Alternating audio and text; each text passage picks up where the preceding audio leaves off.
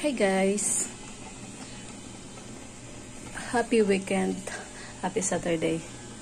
So ngayong araw wala tayong pasok. So gumawa ako ng ng gulay. Gumawa ako ng gulay kasi walang pasok. So may time na magluluto. So guys, ngayon nagluluto ako ng, alam niyo yung gabi, bisol tawag sa Bacolod, taga Bacolod. Bisol, may kamatis, may malunggay, tapos itong malunggay natin, ayan. Tapos ito yung okra natin, lagyan natin ng okra. Tapos may rin tayo, may sibuyas dahon. Tapos sa gusto ng spicy, gawin tayo yung siling green. Yan. Ito yung mga sangkap natin sa ating vegetable soup. Ito guys, papakita ko sa inyo. So ito guys, Ayan. Pinapakuluan ko na yung guys, yung gabi.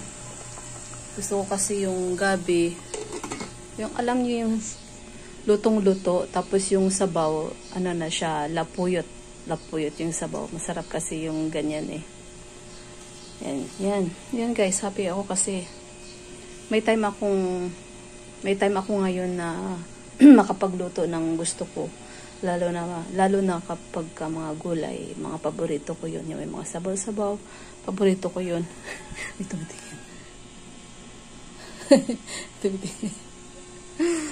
Kasi talagang relate naman siguro yung mga taong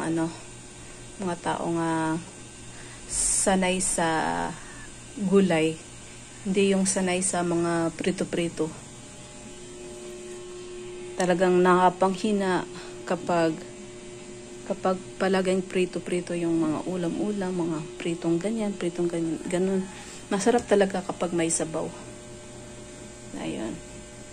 Dapat kahapon ko pa ito lulutuin.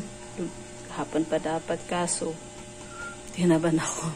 Kaya sabi ko, ngayong araw na lang, Saturday, kasi wala naman akong trabaho.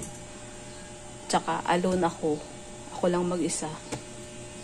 Kaya kung ayaw man nila ng ganitong gulay, ganitong sabaw, at least ako okay. Naluto ko yung gusto ko. So, tignan natin kung malambot ng ating gabi. Sobrang usok guys. Nilagyan ko ng kamatis para masarap. Yan lang guys. Hindi ko siya ginisa. Talagang pinakuluan. Pakulo ako ng tubig. Tapos, nilagay si gabi para lumambot. Tignan natin kung kung lambot na siya. So, ayun guys. Kulong-kulo ng ating sobrang kulo na ang ating sabaw at saka luto na. Lagay natin si okra. Ayan. Mabilisan lang yung okra kasi mabilis yan malanta. Mabilisan lang yan siya. So, isabay natin si malunggay. Saan ang malunggay? Ito, sa malunggay. So, lagay natin si malunggay. Ayan, pag kumulo yan, yan, ready to eat na yan siya pag kumulo. Yan, sino ang gustong kumain guys?